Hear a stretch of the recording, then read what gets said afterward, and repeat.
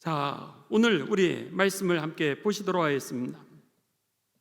오늘은요, 우리가 이제 여러분들의 핸드북에 보시면은 신실과 그리고 수다장입니다. 믿음의 여정에 있어서 우리가 만나는 사람들이 있습니다. 만나는 사람들이 있는데 그 중에 한 사람은 신실이고 또 우리가 이 수다장이도 만날 수 있다라고 하는 겁니다. 누구를 만나느냐에 따라서 우리의 신앙이요, 여러분 성숙해 가기도 하고, 그리고 믿음이 여러분 오히려 주저앉는 적도 많이 있습니다. 그래서 여러분의 배우자가요, 믿음이 좋으면은 믿음을 배우게 돼 있습니다. 그런데 여러분의 배우자가 믿음이 약하면은요, 믿음이 자꾸 우리도 연약해지는 것을 경험하게 됩니다. 부정적으로 얘기하는 사람들을 가까이 있으면은요, 자꾸 마음이 부정적으로 변화가 됩니다. 그리고 긍정적으로 얘기하고요, 적극적으로 얘기하는 사람들하고 이야기를 하다 보면 내 마음에 긍정적으로 변화가 되고 적극적으로 변화되는 것을 우리는 느끼게 됩니다. 우리들은 주변으로부터 영향을 받는 존재로 그렇게 살아가고 있는 게 분명합니다. 그렇기 때문에 우리의 결단이 있어도 사람과 환경에 따라서 우리들이 흔들리는 것이고요. 그리고 오늘 우리들이 이제 정치를 본다 할지라도 이 누가 대통령이 되느냐, 이것에 따라서 각 부서가 확 변하는 것을 우리들은 보게 됩니다. 그런 면에 있어서 환경에 의하여서 가치관이 우리가 형성이 된다라고 하는 것은 인간의 연약성을 의미하는 거죠. 여러분의 가치관이 절대로 변화되지 않는다, 이렇게 생각하는 것은 교만입니다. 여러분이 가지고 있는 가치관이라고 하는 것은 정치에 따라서 바뀌게 돼 있습니다. 교육에 따라서 바뀌게 돼 있고요, 부모에 따라서 달라지게 돼 있고요, 그리고 여러분의 그 가족 환경에 따라서 달라지게 돼 있습니다. 그래서 가치관의 형성이 어떻게 되느냐, 보는 것에 의하여 우리들이 인식하게 되고, 그리고 그것이 우리들의 행동으로 나타난다라고 하는 것이 가치관의 그림인 것이죠. 그러니까 뭘 보느냐, 뭘 듣느냐에 따라서 우리들의 삶이 그렇게 달라집니다. 그런 면에 있어서 여러분 중요한 게 있습니다. 그것은 뭐냐면 우리가 좋은 사람이 되시기를 바랍니다. 그리고 여러분이 좋은 사람과 자꾸 가까이 하시면 여러분들이 좋은 믿음의 영향력을 받는다는 것을 기억하시면서 우리가 좋은 사람이 되고, 그 다음에 두 번째로는 좋은 사람과 가까이 하게 되시기를 주님의 이름으로 축원합니다. 반면에 여러분의 믿음에 있어서 나쁜 영향을 미치는 경우를 여러분 경험한다면 거기에서부터 여러분들이 멀어지셔야 됩니다. 이것을 우리는 영적인 분별이라 그럽니다. 신앙의 순례를 하는 데 있어서 오늘 이 철로역정 13번째는 어떤 사람은 신실이라고 하는 사람을 만나기도 하고 그 사람과 동행하기도 하게 됩니다. 그런데 어떤 사람은 수다장이를 만나게 됩니다.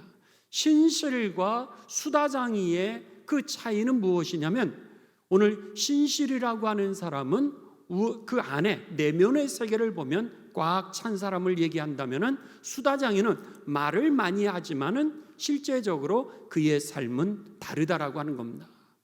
말은 얼마든지 번지르하게 할 수 있습니다. 그러나 오늘 우리들의 삶은요, 열매로 나타나게 되어 있습니다. 그러니까 신앙도 마찬가지입니다. 오늘 예수님 안에서 내가 거듭났다, 예수님에 대해서 안다, 성경에 대해서 안다, 교회에 대해서 안다, 얼마든지 알 수 있습니다. 그런데 아는 거와 삶은 다르다라고 하는 것이죠. 이것에 대한 분별력이 우리가 가지고 있지 않으면, 영적인 분별을 하지 못하면은 세상의 가치관에 의하여서 여러분 금방 우리들은 미끄러지고 쓰러질 수밖에 없을 것입니다. 한 번은 이제 어느 집사님이었습니다. 그분이 이제 그 당시에 집사님이었을 때였는데 그분이 오셔가지고 저에게 이렇게 질문을 했습니다. 그 당시는 제가 전도사였습니다. 전도사님, 저에게 이런 일이 있었습니다. 그러면서 그분이 말씀을 하시는 거예요. 근데 뭐라 그러시냐면 어느 날 회사로 어떤 분이 찾아오셨다는 거예요. 찾아오셨는데 와서 뭐라 그러시냐면 당신 사장님에게 가면은 1,000만 원을 주신다고 하나님께서 그렇게 말씀하셔서 찾아왔습니다. 이렇게 얘기를 하더라는 거예요. 그분이 사장님이셨으니까는 1,000만 원이 없지는 않았습니다. 근데 그 옛날이니까, 제가 전도사였을 때니까 30여 년 전 아니겠습니까? 그랬는데 이제 그분한테 왔으니 그 당시로는 1,000만 원이 1억과 같은 돈이었을 텐데, 그분이 하나님이 당신에게 가면은 1,000만 원을 준다 그래서 왔다 그러니까는 마음이 흔들리기를 시작했습니다.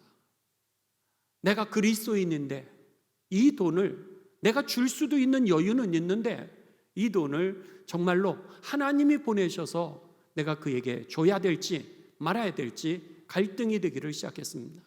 갈등을 하다가 이 얘기를 담임 목사님에게 이제 말씀하기가 좀 마음에 불편하셨던 것 같아요.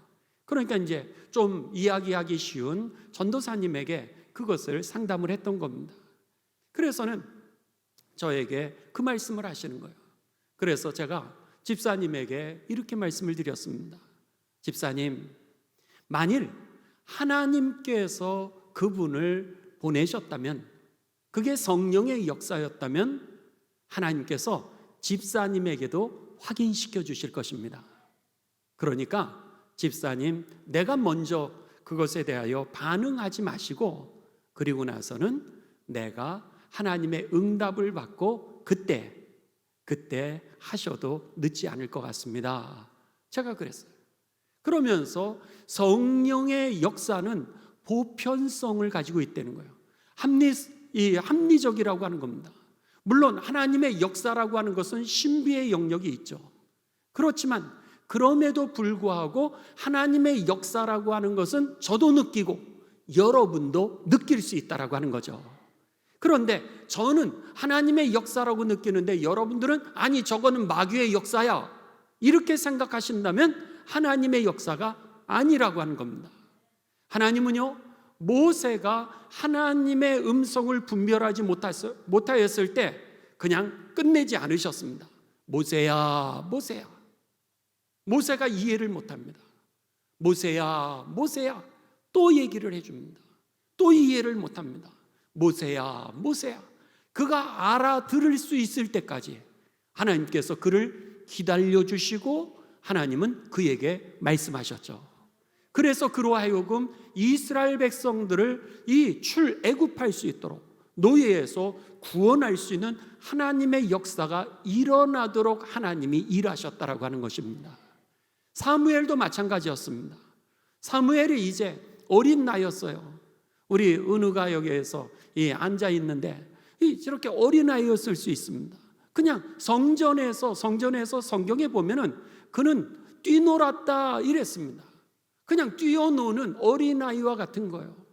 그랬는데 하나님이 그를 부르시는 겁니다. 자는 사이에 은우야, 은우야 이렇게 부르시는 거죠. 사무엘아, 사무엘아 부르시는 겁니다. 그러니까는 이 사무엘이 맨 처음에는 이게 잠꼬대인가? 아니 엘리 제사장님이 나를 부르시나? 이렇게 해서 그가 여러 번 착각을 하지 않았습니까? 근데 하나님께서 뭐라 그러셨어요? 3번을 부르셨습니다. 3번을 사무엘아, 사무엘아. 실수는 하는데도 불구하고 알아들을 때까지 하나님께서 사무엘을 부르셨다고 하는 겁니다. 이게 바로 여러분 하나님의 성령의 보편적인 역사인 것입니다. 이 역사가 일어나는 것은 오늘 우리들의 생각과 이성과 경험을 넘어서 하지만은 모든 사람들이 그것을 보면서 이것은 하나님이 하셨구나 라고 하는 것을 깨달을 수 있도록 그렇게 합리적으로 이성적으로 하나님이 일하신다라고 하는 겁니다. 그렇기 때문에 오늘 인생의 여정에 있어서 우리들이 아주 중요한 게 있습니다. 그것은 뭐냐면 우리가 누구와 동행하느냐, 이게 무척 중요한 겁니다. 그런 면에 있어서 여러분, 이왕이면 배우자도 믿음이 있는 배우자를 만나시면 더 좋은 거고요. 또 여러분이 친구를 만나도 이왕이면 긍정적인 친구, 또 믿음 있는 친구를 만나면 여러분에게 그만큼 도움이 되는 겁니다.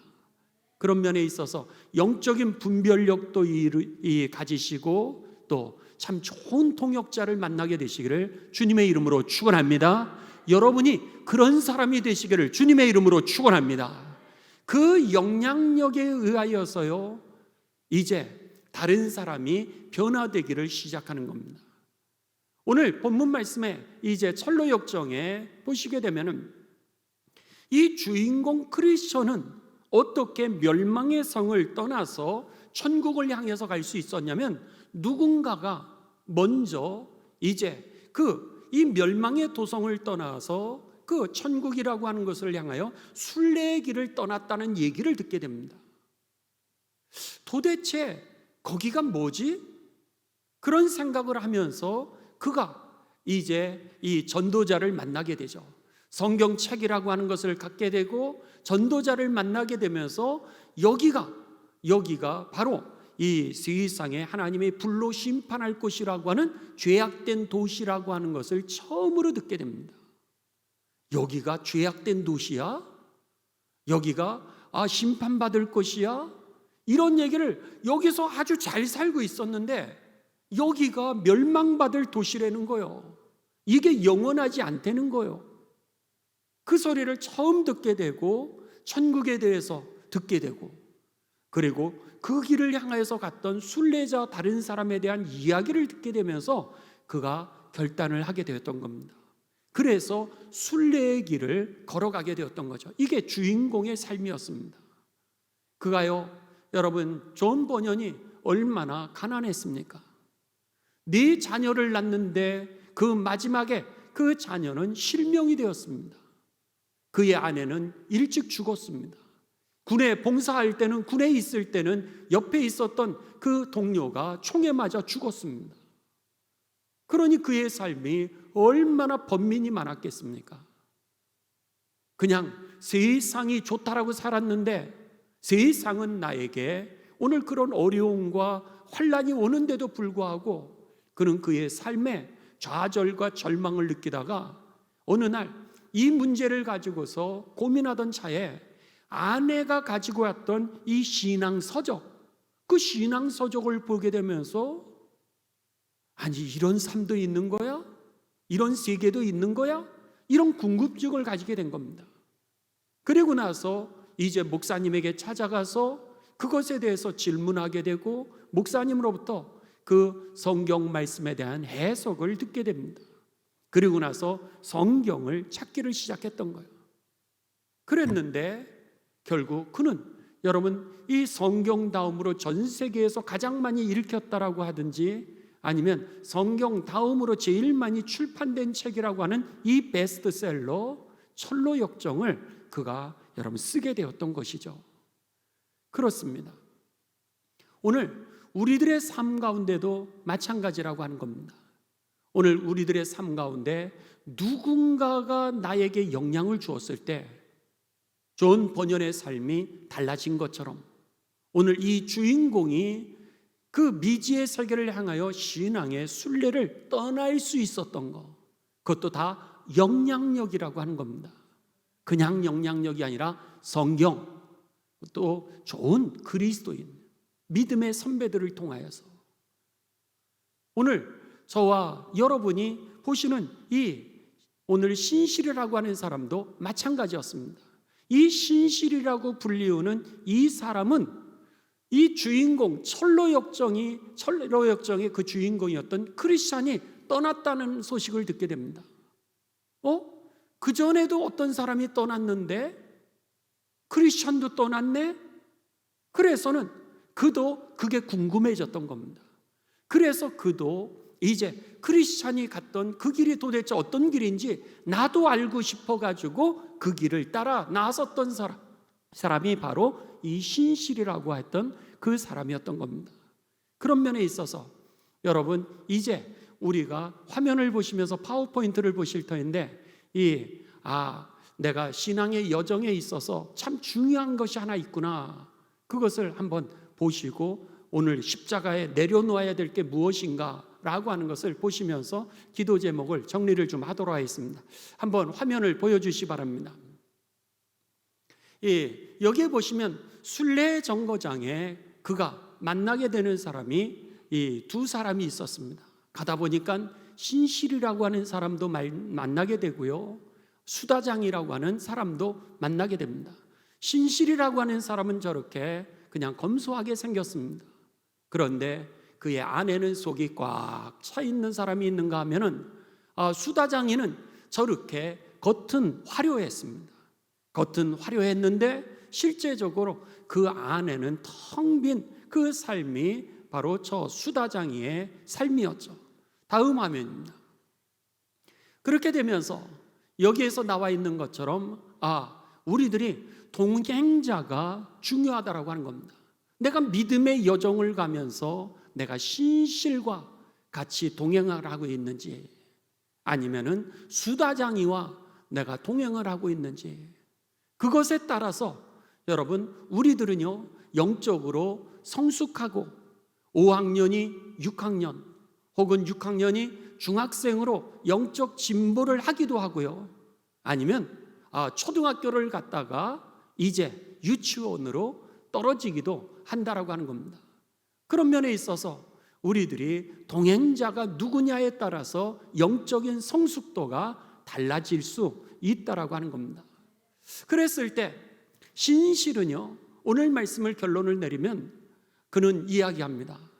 내가 여러 사람을 만났다는 거예요. 오면서 이제 그는 이 크리스천하고 만나가지고 그동안 있었던 얘기들을 그들이 하게 됩니다. 쉽게 얘기하면 간증 얘기를 하게 되죠. 다음 화면입니다. 다음 화면에 보시면 이제 신실이 이야기를 하는 거예요. 자기가 이렇게 이 순례의 길을 걸어가는데 그 만났던 사람들의 이야기를 하게 됩니다. 그랬더니 거짓이 자기를 속이더라는 거예요. 유혹하고 속이고, 그렇게 되면서 그는 미끄러질 뻔했는데 그 거짓을 그가 과감하게 물리쳤다는 거예요. 유혹을 그가 과감하게 물리쳤다는 거예요. 또 내가 여기까지 오는데 수없이 많은 사람들이 나에게 불만을 표하더라는 거예요. 불만도 있고 또 불만이 가득 차 있는 그런 사람들을 그가 만나게 되는 겁니다. 그 속에서 그 자신도 여러분 불만 속으로 빠질 수 있었다는 거죠. 여러분 가정에서요 늘 화를 내잖아요. 그러면은 가족이 다 화난 사람으로 변하게 됩니다. 화가요 나중에는 화가 나를 먹게 되는 거죠. 그러니까 가족이 화평하면은 다른 사람도 화평해지는데, 이 화난 사람들, 자꾸 불평을 얘기하는 사람들 옆에 있으면 점점 불평이 많아지는 것과 똑같다라고 하는 겁니다. 마찬가지로 불만이 많은 그 사람에 의해서 나도 그렇게 될 뻔했는데 내가 하나님의 은혜로 이제 그것을 잘 이겨낼 수 있었다고 그렇게 이야기를 합니다. 그리고 자존심을 만났다는 거예요. 자존심을 만나다 보니까는 조금도 내 자존심에 문제가 되면은 그냥 끊어버린다든지, 이렇게 뭐든지 이 자존심의 문제 때문에 물러설 수도 없고 받아주지도 않고 정죄만 하고 이런 어떤 동행자를 그가 만나게 되었다는 거예요. 그런데 거기에서도 내가 그것을 이겨낼 수 있었다고 하나님의 말씀이 내게 기억나더라는 거예요. 그래서는 이기게 되었다라고. 그리고 거만한 사람 이렇게 만나게 되면서 자신이 미끄러져 뻔했던 그 사건들을 이제 간증을 하게 됩니다. 그래서요. 그걸 어떻게 이겼어요? 라고 하는 그런 이야기입니다. 그랬을 때 많은 하나님의 은혜로 하나님의 말씀이 생각나서 이런 여러 가지 얘기를 하면서 결론적으로 그래서요 그 사람들에게 뭐라고 대답해 주셨죠? 이렇게 얘기했더니 신실이 뭐라 그러냐면 그 사람들에게 세상의 부자로 살아가는 것보다는, 멸망의 도성에서 부자로 살아가는 것보다는 하나님 나라에 가난한 자로 사는 게 나는 더 좋습니다. 이렇게 이야기를 하면서 그는 그 사람에게 뭐라고 권면을 했냐면 하나님 나라를 위해서 바보로 사십시오. 그랬다는 거예요. 거짓을 행하는 사람, 왜 거짓을 행하여? 나의 이득 때문에 거짓을 행하는 겁니다. 왜 우리가 불만을 행해요? 왜 불만 속에 갇혀 있습니까? 내 이득 때문에 우리가 불만에 갇힌다는 거예요. 우리가 왜 자존심 때문에 여러분 그냥 모든 것을 다 팽개치고 극한 상황으로 치닫는 겁니까? 그 이유는 오늘 나의 이득 때문에 그렇다는 거예요. 그리고 왜 우리가 거만하게 나를 보이려고 그럽니까? 그 이유도 다 나의 이득 때문이라는 거예요. 그 사람들에게 있어서 내가 했던 얘기는 뭐냐면 하나님 나라를 위해서 바보가 되십시오. 오늘 하나님 나라를 향하여서 내가 집중하면서 거기에 바보가 되었을 때 오늘 우리들은 거짓도 이길 수 있게 되고 불만도 여러분 극복할 수 있게 되고 나의 자존심도 내려놓을 수 있게 되고 거만도 여러분 극복할 수 있게 될 줄을 믿습니다. 오늘 첫 번째 우리가 기도 제목은 뭐냐면 여러분 나의 이득 때문에 나도 모르는 사이에 거짓, 그런 교만, 자존심, 이것이 결국은 나를 망하게 하는 그런 도구였던 사탄의 유혹이었다라고 하는 것을 기억하시면서 오늘 이것을 내가 십자가에 못 박게 하여 주시옵고 하나님 나라의 바보가 되게 하여 주옵소서. 여러분 위에서 기도하시는 가운데 영적인 성숙에 이르게 되시기를 주님의 이름으로 축원합니다. 두 번째입니다. 다음 화면을 보여주시면은 이제 수다장입니다. 수다장이는 이렇게 이야기합니다.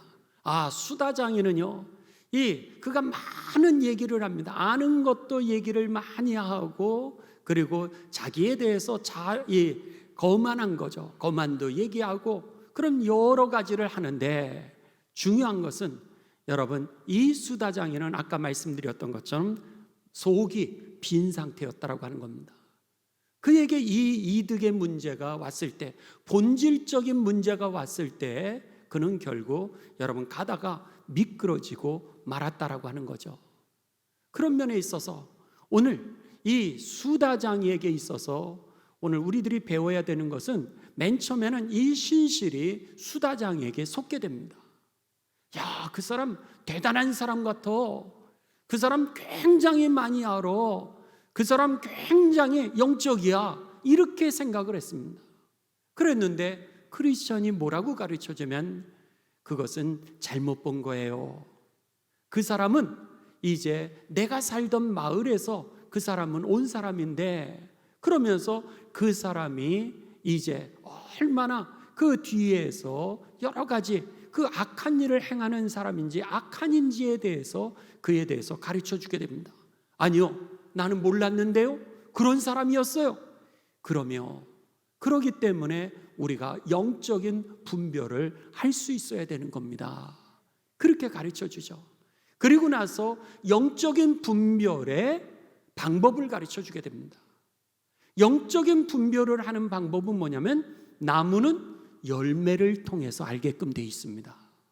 그렇기 때문에 모든 이 나무는 열매를 통하여서 알게 되어 있기 때문에 오늘 우리가 영적인 분별을 할 때 그 사람의 겉모습을 보지 마시고 그 사람의 열매를 확인하십시오. 그랬을 때 그 열매를 통하여 그 사람을 알 수 있게 될 것입니다. 그때 비로소 우리가 영적으로 성숙으로 한 걸음 더 나아갈 수 있게 되는 것이죠. 여러분 오늘 이 말씀을 기억하시 바랍니다. 자, 이제 마지막으로 성경만 우리가 확인하고 그리고 우리 같이 기도하도록 하겠습니다. 성경 말씀을 좀 한번 보시도록 하겠습니다. 먼저 고린도전서 4장 20절입니다. 고린도전서 4장 20절, 오늘 여러분들 암송 말씀입니다. 고린도전서 4장 20절, 우리 다 같이 봉독하십니다. 하나님의 나라는 말에 있지 아니하고 오직 능력에 있느니라 그랬습니다. 하나님의 나라는 영향력이라고 하는 겁니다.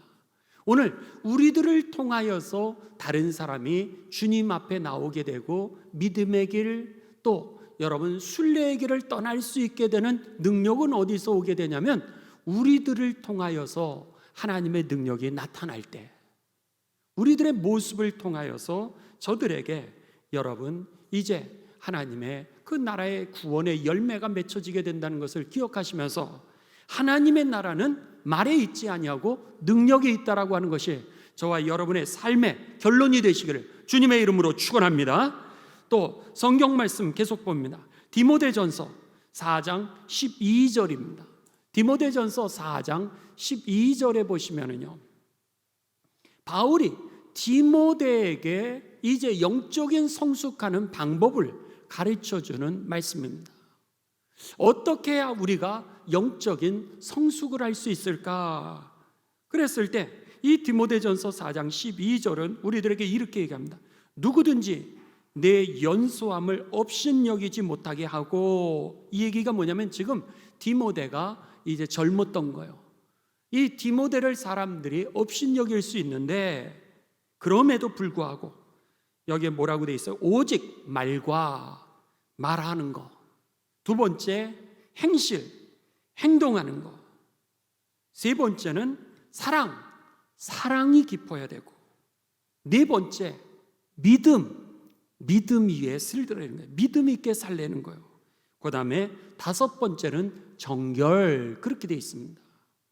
그러니까는 오늘 우리들의 삶이 믿음의 성숙으로 나아가는 다섯 가지의 방법을 디모데를 통하여서 이제 바울이 가르쳐 주는데 뭐라 그래요? 말하는 것을 조심하려는 거예요. 말하는 걸 잘 선택해서 얘기를 하려는 거예요. 단어 선택을 잘하라고 하는 겁니다. 두 번째는 행실을 잘하라고 하는 겁니다. 그래서 여러분, 마치 여러분이 백화점에 갈 때 사람들이 이야기할 때 뭐라 그러세요? 사람들이요, 백화점에 갈 때 좋은 옷을 입고 가야 그 사람들이 쳐다본다는 거예요. 병원에 갔는데 병원에 가도 후질그레하게 입고 가면 막대한다는 거예요. 물론 여러분 다 그런 것은 아닙니다. 그런데 사람들이 그러는 거죠. 그래서 병원에 갈 때도 옷을 깨끗이 입고 가라고 이렇게 이야기하는 사람들 이야기를 들었습니다. 그렇습니다. 우리가 행실이 그런 겁니다. 우리가 자세가, 또 우리들이 무엇을 하든지 여러분 그 행실이 성숙하게 보였을 때 사람들이 그 사람을 볼 때에 업신여기지를 않게 되고, 그리고 나도 이제 그 모습에 알맞는 그 믿음의 진보를 이루게 된다고 하는 겁니다. 그래서 말도 조심하는 게 믿음의 성숙을 가져오는 방법이고, 행동도 조심하는 것이 믿음의 성숙을 가져오는 방법이고, 그 다음에 세 번째는 사랑의 깊이라고 하는 겁니다. 그래서 사랑할 때 그 사람이 얼마나 사랑하는 사람인지에 대해서 그것이 그 사람의 믿음의 성숙도가 나타나게 되고, 그 다음에 믿음으로 사는 것, 이것이 바로 믿음의 성숙을 이루게 되고, 마지막 정결하게 사는 것, 이것이 그 사람에게 믿음의 성숙을 가져온다라고 하는 겁니다. 그래서 디모데전서 4장 15절은 뭐라 그러냐면 바울이 이 디모데에게 이 다섯 가지 일에 전심전력하여 너의 성숙함을 모든 사람에게 나타내게 해라, 이렇게 가르쳐 줍니다. 그런데 디모데가 여러분 그대로 행하게 됩니다. 아주 열심히 그가 말하는 거 조심하려고 그러고, 행동하는 거 조심하려고 그러고, 그가 믿음 있게 살려고 그러고, 조금 더, 물론 사랑하는 삶이지만 조금 더 사랑하는 삶이 되려고 그러고, 그리고 더 나아가서 정결하게 살려고 하는데 그가 애를 쓰게 됩니다. 그랬는데 놀랍게도요, 그 이후에 고린도 교회, 여러분 고린도전서를 보면 얼마나 문제가 많습니까? 그런데 고린도 교회에 바울을 대신해서 대표로 복음을 전하기 위해서 보내는데 누구를 선택하게 되냐면 바로 이 디모데를 선택하게 됩니다. 또 빌립보 교회에 어려움이 많았습니다. 그랬는데 이 빌립보 교회에 누구를 보내게 되냐면 바로 이 디모데를 보내게 됩니다. 그러면서 오늘 이 디모데가 그 바울의 사도가 되죠.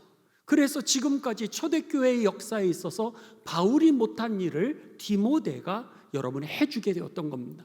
그리고 초대교회는 그 문제를 극복하게 되고 이제 부흥하게 되는 그 역사를 가져오게 되는 겁니다. 마태복음 7장 16절입니다. 마태복음 7장 16절에 보면 우리들에게 이렇게 가르쳐 줍니다. 그들의 열매로 그들을 알지니 가시나무에서 포도를 또 엉겅퀴에서 무화과를 따겠느뇨. 결코 그럴 수 없다라고 하는 겁니다. 그렇기 때문에 마태복음 7장 20절은 결론을 우리들에게 이렇게 내려줍니다. 이러므로 그들의 열매로 그들을 알지니라 그랬습니다. 여러분, 디모데에게 이 바울이 가르쳐 준 것처럼 우리가 5가지의 힘을 쓰시기 바랍니다. 말하는 거가 성숙되게 하시고, 행동하는 것이 성숙되게 하시고, 또 믿음이 성숙해지게 하시고, 사랑이 조금 더 깊어지게 하여 주셨고, 내가 정결한 삶이 되게 하여 주셔서 디모데처럼 우리가 그렇게 귀하게 쓰임받는 생애가 되게 하여 주옵소서 위해서 기도하시고요. 마지막으로는 우리가 그 사람은 열매로 안다라 그랬습니다. 그게 바로 영향력이라고 하는 것을 기억하시면서 내가 영적인 분별력을 가질 뿐만 아니라 영향력 있는 그런 그리스도인, 그렇게 열매 있는 그리스도인으로 살아가게 하여 주옵소서 위해서 기도하시기 바랍니다.